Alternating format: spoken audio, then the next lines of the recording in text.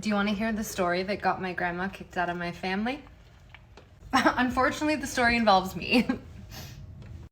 Okay, so I am 12 in this story, and we are not talking about my Nana. My Nana that was from the UK was my absolute world. Those grandparents were my life. We are talking about my mom's mom. We called her Nanie. Nanie did not want kids, shocker, told my mom that all the time, and my mom passed that down to me. So didn't really see her growing up until my little brother was born. When he was born, she was apparently super excited. She always wanted a boy, only got my mom, and she was really, really excited to have a grandson. So once he was born, we visited every single summer. So the older I get, the more obvious it becomes to me and like everyone else that she really, really hates me. So my mom basically was like, it's gonna be pretty easy for me to cut you off, but if you wanna see your grandson, who you love so much, you need to be nicer to Scarlett. So Nanie had a motorhome. I honestly don't know the difference between a motorhome and an RV. I think a motorhome is just smaller. So picture like a small RV. As a kid, I thought it was the coolest thing ever. Anytime we got to drive in the motorhome, I was like so excited. So Nanie knows that I love the motorhome, and Nanie says, I'm gonna take Scarlett on a trip, just her and I.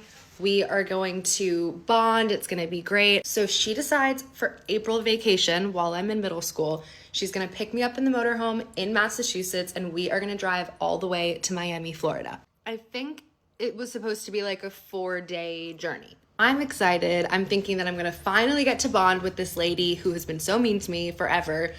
She pulls up, we're all saying our goodbyes. I'm like loading up my stuff into the motorhome. I'm thrilled. As soon as we start pulling away, she says, all right, little bitch, here's how it's gonna go. She's like, this is my bunk, that's your bed. I don't wanna hear back talk. I don't want sarcasm. You are seen, not heard while I'm driving. I pick the music, like all these little kind of my house, my rules vibe. My mom's parents are divorced, shocker. And she has been a single lady forever. Like she never remarried, but she's always dating someone. Like Nanie always has a date. Basically, she was like, we are gonna be making several stops. Like each state that we cross, I have a date.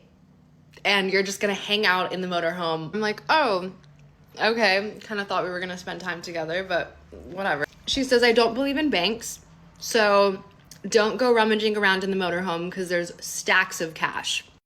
She then says I am not to touch her bunk whatsoever because in the mattress, she has stacks of cash, like they are scattered around the motorhome anyway, but also a pew-pew because the world is dangerous and being a woman in the world is really scary, and so she has a pew-pew. But I really want to go to Miami, and I want my grandmother to like me, so I'm just kind of like, okay. And every time she's speaking to me, she's calling me little bitch. And before you're like, why aren't you texting home? Like, why didn't you turn the motorhome around? You have to remember what I would be coming home to.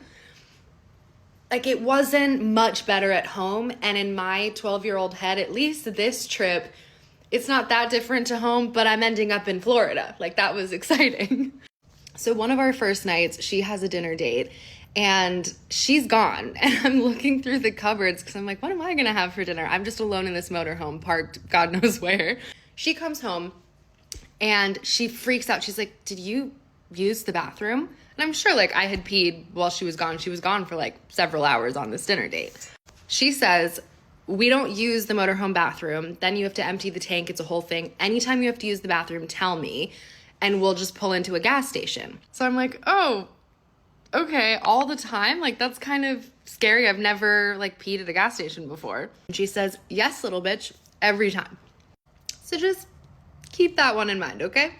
We're traveling for the next couple of days. It's a weird couple of days, but it's okay. We are slowly approaching Florida. We start, like, pulling over to different beaches on the way there. The weather's nice. She's working on her tan. She's got a little mirror set up. We get to one of the beaches. I ask for some sunscreen because I'm the color of a napkin. And she says, don't be a little bitch. We don't need sunscreen. I for sure do. So Of course, I end up with horrifying burns all over my body. I don't know the degree of what it was, but there were blistering and bubbles. It was awful. She goes on and on about how dramatic I am and my skin is just as dramatic as me and blah, blah, blah, little bitch. So my poor little burned body can barely sleep because of all of the blisters, and every time I would move, it would like get stuck to blankets. It was bad. I'm crying, I'm complaining, then it's like obviously really upsetting Nanie because she already thinks I'm a little bitch and now I'm being a little bitch about it. She was furious. And while I'm awake and drinking water and trying to like cool down, I say, I need to pee. Can I use the motorhome bathroom? Of course, she says no. She's like, I'll take us to a gas station. You'll pee in the gas station. I don't know what time it was, but it was late. Like we were sleeping. She was sleeping. So she pulls us around to some gas station and just says, okay, like, there you go. I'll wait for you here. So I am like, what? It's nighttime, it's dark, the bathroom's always around the gas station, so I have to go in on my own and ask the scary guy for the huge paddle key, and then, what? And she's like, you woke me up, don't be a little bitch, go. So I do it. I go into the gas station, and I'm all embarrassed because I'm covered in blisters, and I have to pee, and I ask for the key. He's like, yeah, it's around back. I'm walking in the dark, open the bathroom door, pee, come back out, motorhome's gone. Motorhome's gone. Nanie's gone. Now, did I have a cell phone? Yeah, I owned one. It was a Nokia little brick thing. Kind of looked like a chocolate. Anyway, that is conveniently in the motorhome because I didn't think to bring my Nokia to the bathroom at the gas station. Should've, didn't. So I'm immediately hysterical. Screaming, crying, thinking it's a little prank, realizing it's not a prank. Where's Nanie? I go walking back into the little gas station convenience store, and I'm like, did you see a motorhome? It pulled away. He has no idea what I'm talking about. I ask the gas station guy, can I use the landline? And I call my house, and I'm like, Mom, Nanie did this, and she's only calling me little bitch, and I asked for sunscreen, and I'm covered in burns, and she left me at this gas station. I'm like going off. So my mom is like, what the actual F? Like, no one can do that to my kid except me. So she's like, I'm gonna get off the phone so I can call her so that she can come pick you up because there was no other way to get her back to me. So my mom calls the gas station back. She's like, the trip's canceled. Your grandma's gonna pick you up and drive you straight to the Miami airport. You're coming home. And I'm like, okay, thank you. The state of Nanie when she pulled up, I swear I could see smoke coming out of her ears. She was so upset. You little bitch, I went on one very quick date. What's a couple hours on your own at 12? Granted, I'm like in my pajamas at a gas station thinking that she's waiting for me. It's not like she dropped me off at the mall. But yeah, I guess she got some kind of booty call that she decided to message while I went into the gas station on my own and just thought that I would be fine.